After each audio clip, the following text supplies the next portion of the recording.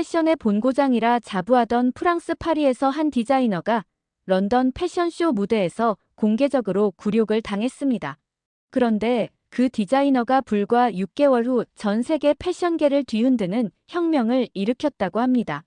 더 놀라운 건 이 모든 변화의 중심에 지구 반대편 작은 반도 국가인 한국의 기술이 있었다는 사실입니다.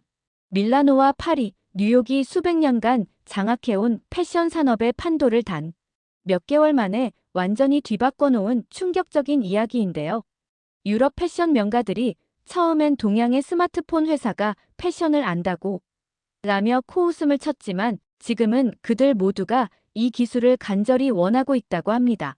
심지어 구찌와 루이비통마저 극비리의 협업을 타진하고 있다는 소문까지 돌고 있죠.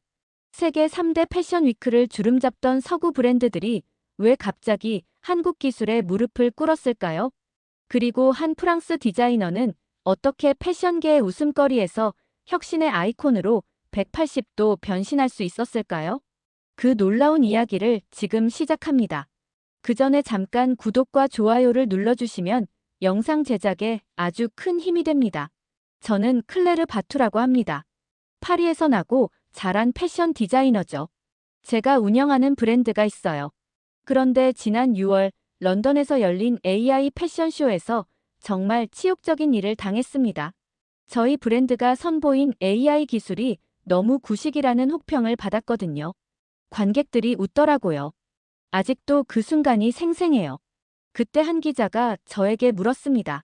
클레르, 삼성이 한국에서 발표할 새로운 AI 기술을 아세요? 스마트폰으로 옷을 추천해주는 기술 말입니다. 처음엔 말도 안 된다고 생각했어요. 스마트폰이 패션을 어떻게 이해한다는 거죠? 하지만 호기심이 생겼습니다. 그날 밤 호텔에서 인터넷을 뒤졌어요. 삼성전자가 7월 9일 뉴욕에서 갤럭시 언팩 행사를 연다는 소식을 봤습니다. 갤럭시 Z 폴드 7과 플립 7에 인공지능이 탑재된다고 하더라고요. 저는 즉시 항공편을 예약했어요. 직접 보고 배워야겠다고 생각했거든요. 유럽 패션계가 놓치고 있는 게 뭔지 알아보고 싶었습니다. 파리 샤를 드골 공항에서 뉴욕행 비행기에 몸을 맡기며 생각했어요. 과연 한국 기술이 우리를 놀라게 할 수 있을까? 솔직히 반신반의했습니다. 하지만 뭔가 변화가 필요했어요. 제 브랜드도 제 인생도 말이죠. 뉴욕 언팩 행사를 본 후 저는 바로 서울로 향했습니다.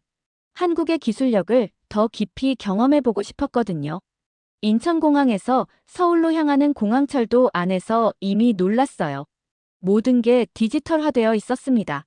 교통카드 하나면 모든 대중교통을 이용할 수 있고 지하철 스크린도어에는 실시간 정보가 흘러나오더라고요. 강남역에 도착했을 때는 정말 감탄했습니다. 거리 곳곳에 스타트업 사무실들이 있고 젊은 개발자들이 노트북을 들고 다니는 모습이 파리와는 완전히 달랐어요. 디지털 사이니지도 엄청났고요. 여기가 바로 미래구나 싶었습니다. 삼성전자 홍보관에 들어갔을 때는 입이 다물어지지 않았어요. 갤럭시 Z 폴드 7을 처음 만져봤는데 정말 얇더라고요. 4.2mm라고 하던데 믿기지 않을 정도였습니다. 그리고 플립 7의 커버 디스플레이가 4.1인치나 되더라고요. 화면을 접었다 펼쳤다 하는 게 마법 같았어요. 직원이 제미나이 라이브 기능을 보여줬는데 정말 충격이었습니다. 스마트폰 카메라로 제 옷을 비추고 날씨를 물어보니까 AI가 오늘은 습도가 높으니 통풍이 잘 되는 리넨 소재를 추천드려요라고 답하더라고요. 그것도 프랑스어로요. 이게 정말 가능한 일인가 싶었습니다. 다음 날 삼성 AI 개발팀과 미팅을 잡았어요. 김현수라는 개발자가 저를 맞아줬습니다. 제가 어떻게 AI가 패션을 이해할 수 있느냐고 물었더니 그는 웃으며 갤럭시 Z 폴드 7을 꺼냈어요. 한번 보세요, 클레르 씨. 김현수 씨가 제미나이 라이브를 실행했습니다. 그리고 제가 입고 있던 블라우스와 스커트를 카메라로 비췄어요. AI가 분석을 시작했습니다. 프렌치 시크 스타일이네요. 미니멀한 라인에 고급스러운 실루엣입니다. 이런 스타일을 좋아하신다면. 그리고는 비슷한 느낌의 다른 옷들을 추천해 주더라고요. 저는 깜짝 놀랐어요. 이건 제가 파리에서 직접 디자인한 옷인데 AI가 어떻게 알죠? 김현수 씨가 설명했습니다.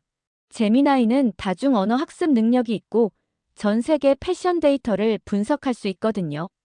클레르 씨 브랜드의 디자인 철학도 이미 학습했을 거예요. 그때부터 제가 진지하게 생각하기 시작했어요.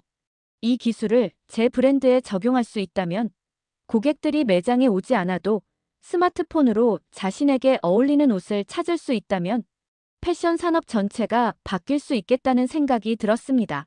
그날 저녁 호텔에서 한국과의 협업 가능성을 진지하게 검토했어요.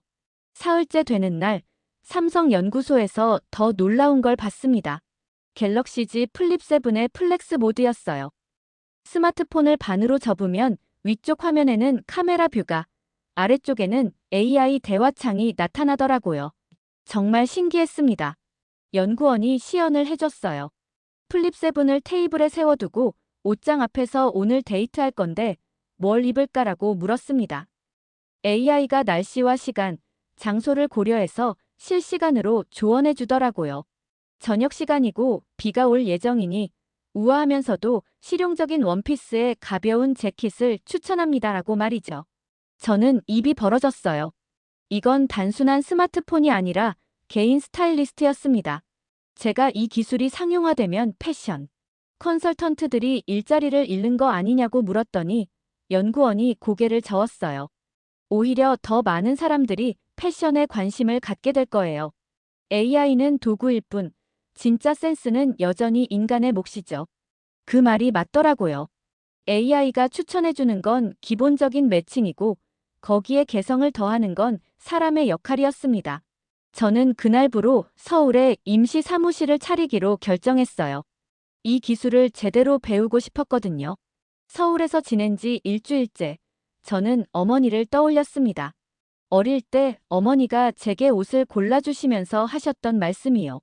클레르, 옷은 단순히 입는 게 아니야. 그날의 기분과 날씨, 만날 사람을 모두 고려해야 해.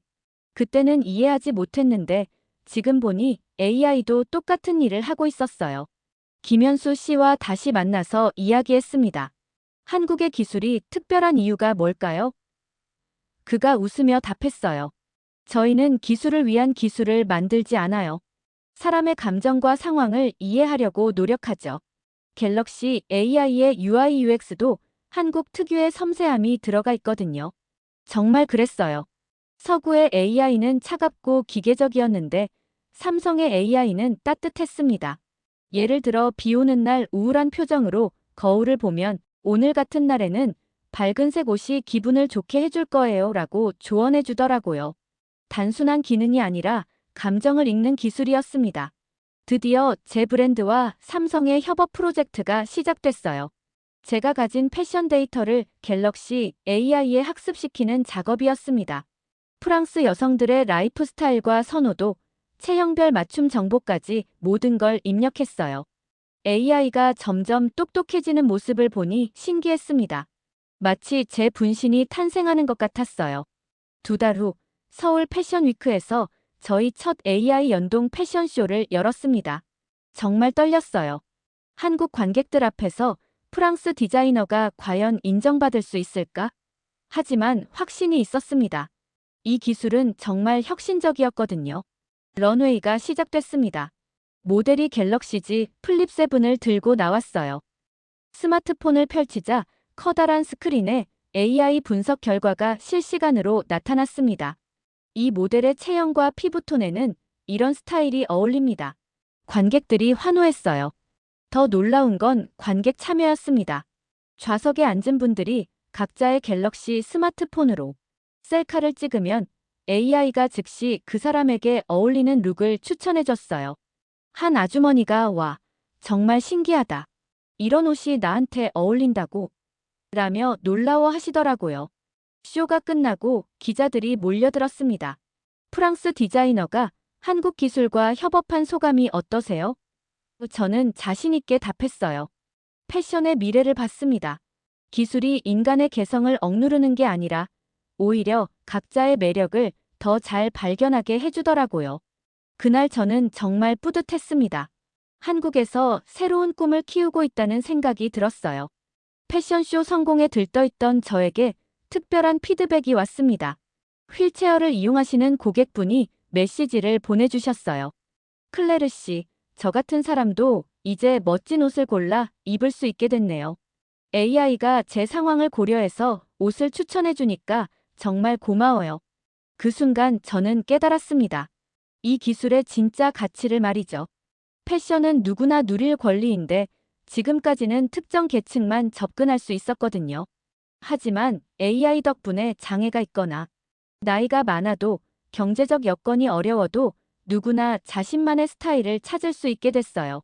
삼성 개발팀에 제안했습니다. 고령자나 신체적 제약이 있는 분들을 위한 특별 기능을 추가하면 어떨까요? 김현수 씨가 두 눈을 빛냈어요. 좋은 아이디어네요. 음성 인식 기능을 강화하고 큰 글씨 모드도 넣을 수 있을 거예요. 그때부터 저희는 단순한 상업적 프로젝트가 아니라 사회적 가치를 추구하는 일을 하고 있다고 생각했습니다. 기술이 사람을 위해 존재한다는 한국 개발자들의 철학이 저에게도 전해졌어요. 돈을 벌기 위한 기술이 아니라 더 많은 사람을 행복하게 만드는 기술. 이게 진짜 혁신이라는 걸 깨달았습니다. 8개월 후, 저는 파리로 돌아왔습니다. 하지만 예전과는 완전히 다른 사람이 되어 있었어요. 한 패션 매거진과 인터뷰를 했는데 기자가 물었습니다. 한국에서 무엇을 배우셨나요? 저는 주저하지 않고 답했어요. 기술이 아니라 철학을 배웠습니다. 한국-프랑스 공동 프로젝트로 만든 AI 패션 서비스가 드디어 글로벌 출시됐어요. 특히 고령자와 장애인, 패션 초보자들을 위한 기능이 큰 호응을 얻었습니다. 세계 각국에서 주문이 쏟아졌고 여러 브랜드들이 협업을 제안해왔어요. 파리 사무실에서 갤럭시 Z 폴드 7을 펼치며 생각했습니다. 스마트폰 하나가 이렇게 많은 사람의 인생을 바꿀 수 있다니. 기계는 접혔다 펼쳐지지만 정작 펼쳐진 건 사람들의 마음이었어요. 자신감을 잃었던 사람들이 다시 멋을 부리기 시작했고 포기했던 꿈을 다시 키우게 됐습니다. 마지막 인터뷰에서 저는 이렇게 말했어요. 당신의 스타일은 이미 여기 있습니다. 갤럭시 폴드를 펼치며 말이죠. 우리가 찾아주기만 하면 돼요. 한국에서 배운 따뜻한 기술, 사람을 위한 혁신이 전 세계로 퍼져나가고 있었습니다. 저는 이 일에 함께할 수 있어서 정말 자랑스러웠어요. 오늘의 사연이 여러분의 마음을 조금이라도 울렸다면 좋아요와 구독을 눌러 응원해주세요. 더 좋은 영상으로 돌아오겠습니다. 감사합니다.